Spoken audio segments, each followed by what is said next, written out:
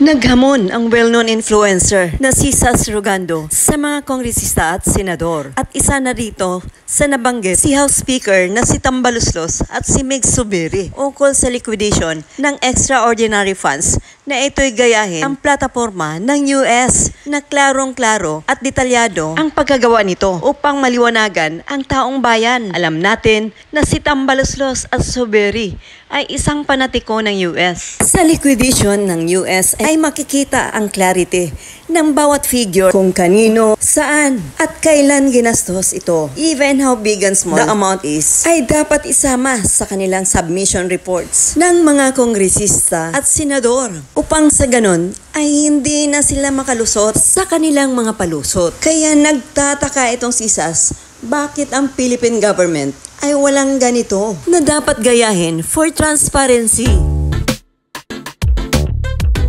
Ikaw, Zubiri at Romualdez, pumunta kayo, pabalik-balik kayo ng Amerika, di ba? Mahal ninyo ang Amerika. Pro-American kayo masyado. I respect that.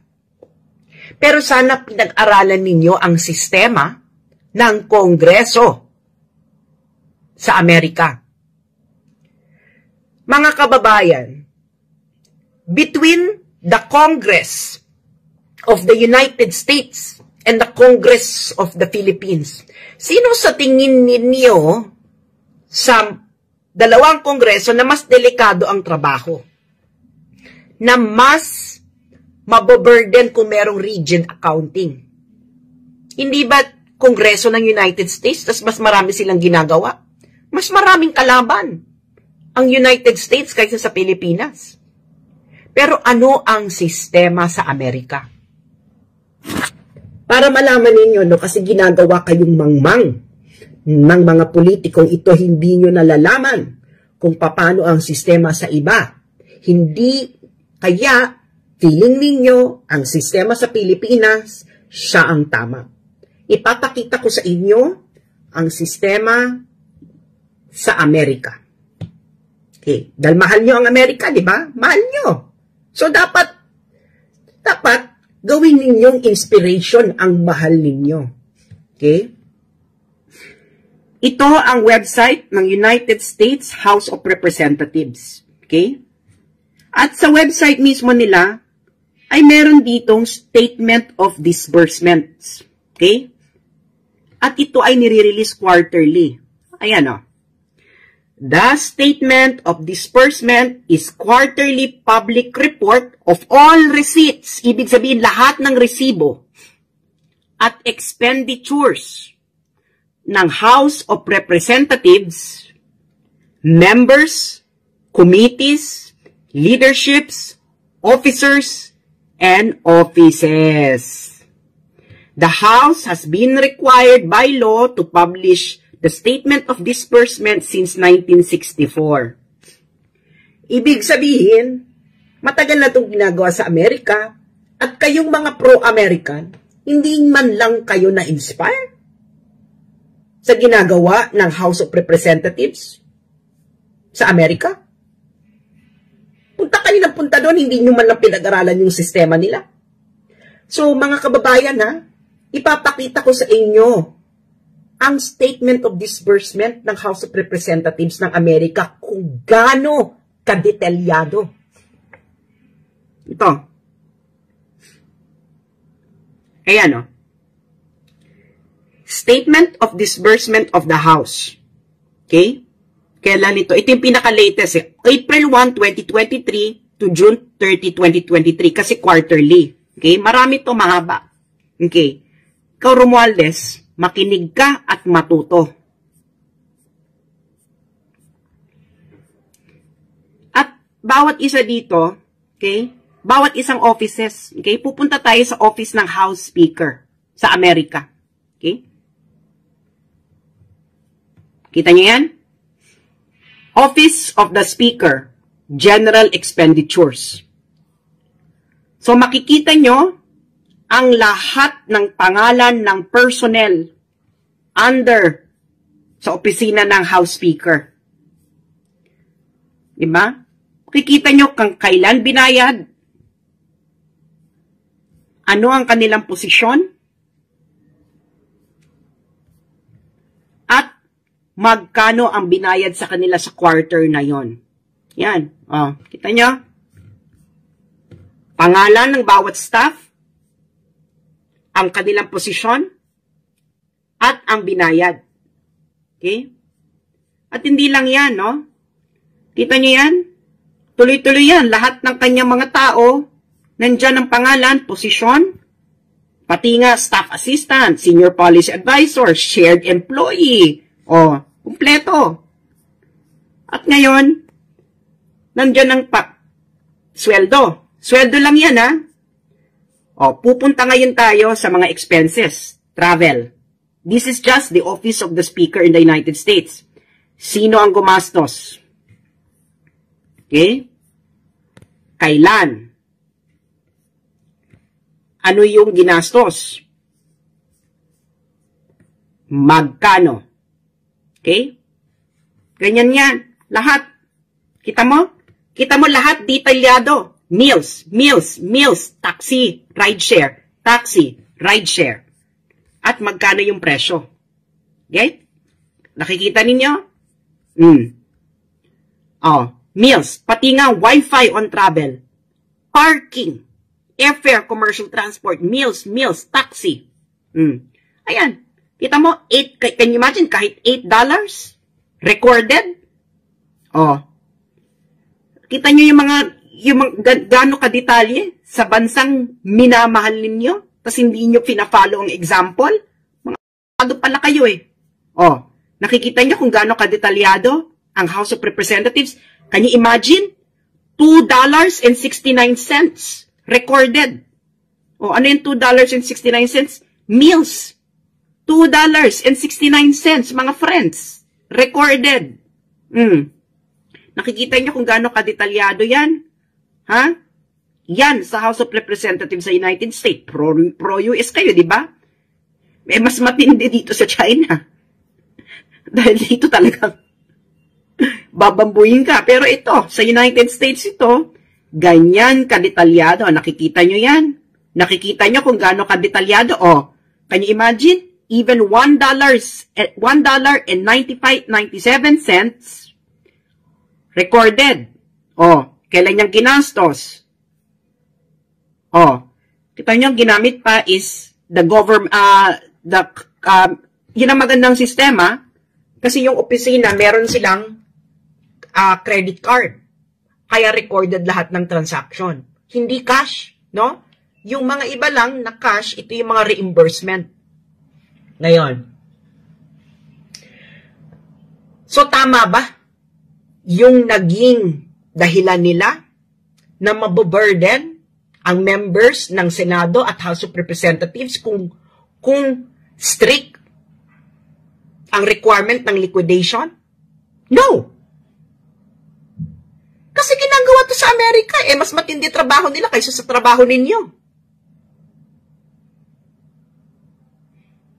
Sinasabi nila kailangan confidential kasi delicate. Hindi ba confidential at delicate din ang ginagawa ng US Congress? Pero nakapublicize quarterly up to the last centavo kung saan ginagastos ang buwis ng mga Amerikano. So, ibig sabihin, yang rason ninyo na ipanatili ang confidential liquidation at accounting ng bilyong-bilyong MOOE ninyo ay isang katuhan. Hindi lang ito nag-umpisa ngayon. I just like to clarify. Ito ay matagal lang ginagawa ng Kongreso.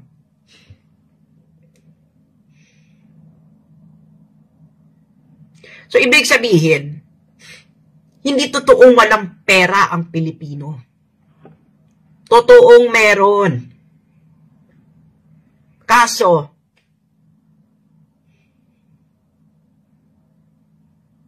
meron tayong legalized corruption. Diyan mismo sa Kongreso. At walang makakapigil sa kanila. Sinong makakapigil sa kanila?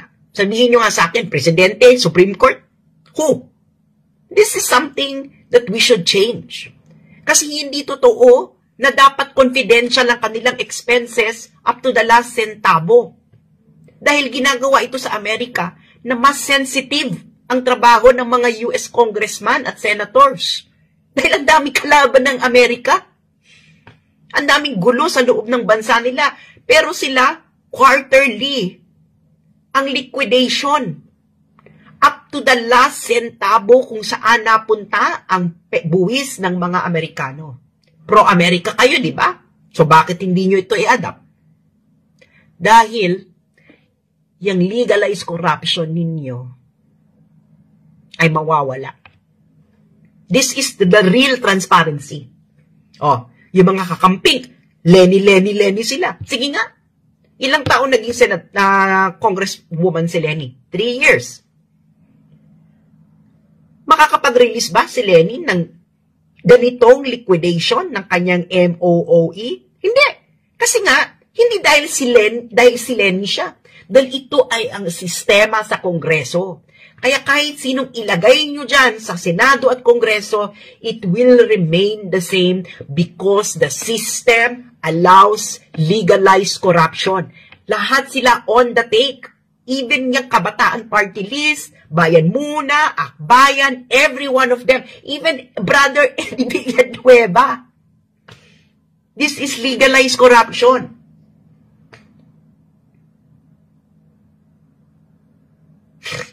And billions, ha? Remember, ang Kongreso ng Pilipinas, every year, billion ang MOOE.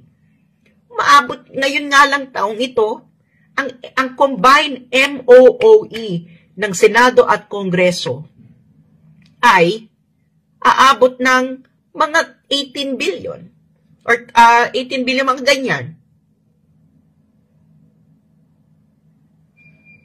Hindi natin alam kung paano ginasta yung ilang bilyon na yon. Okay? Up to the last centavo dahil wala silang ganitong transparency katulad sa US representatives. Bulok ang sistema. Kaya nga, hindi kayo siseryosohin din sa Kongreso na gusto nyong maging transparent ang iba't ibang ahensya, pati barangay captain, barangay sangguniang kabataan, kasi kayo, hindi ganon ang ginagawa ninyo sa pera ng taong bayan. Wala kayong liquidation ng salapi ng taong bayan na available publicly, na hindi na kailangan magmakaawa sa inyo para kunin, dahil nga kayo ay hinirang ninyong classified ang liquidation at accounting ng gastos ng bawat senador at congressman, at kahit isang senador at congressman ay walang naging objection sa patakarang ito. Therefore, isa kayong mafia.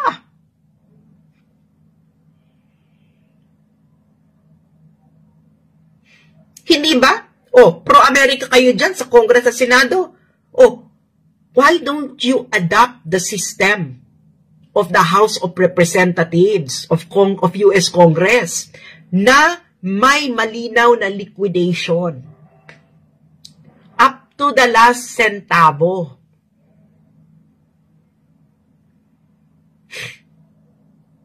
Ba't hindi nyo i-adapt yan? Wala, hindi totoo na delikado, kaya hindi pwedeng i-publicize. Pinapublicize ng Amerika eh. Ba't hindi nyo ipapublicize?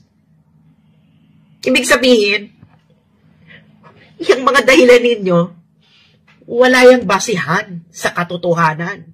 Dalang katotohanan, you legalize corruption. Kunwari lang, anti-corruption kayo. No? Anti-corruption kayo sa ibang ahensya. Pero sa inyo mismong bakuran, you legalized it. So, paano nyo ngayon mahihinto ang korupsyon mula sa sangguniang kabataan hanggang sa opisina ng presidente at sa Supreme Court? Kung kayo mismo legalized ang corruption. Nakita nyo na kung gaano kadetalyado ang liquidation ng House of Representatives ng Amerika, ng US Congress. Nakita nyo na, lahat ng staff nandun kung magkano ang sweldo nila for that quarter. pati intern, naka-record, available publicly. 1960s pa nila ginagawa. Ang tagal-tagal ninyo nyan dyan na nagka-campaign for transparency. Pati yung mga nagka-campaign for transparency ay hindi nag-object na confidential ang gastos ng bawat senador at congressman. So nagbubudulan lang tayo dito. Ang uulat, what's new?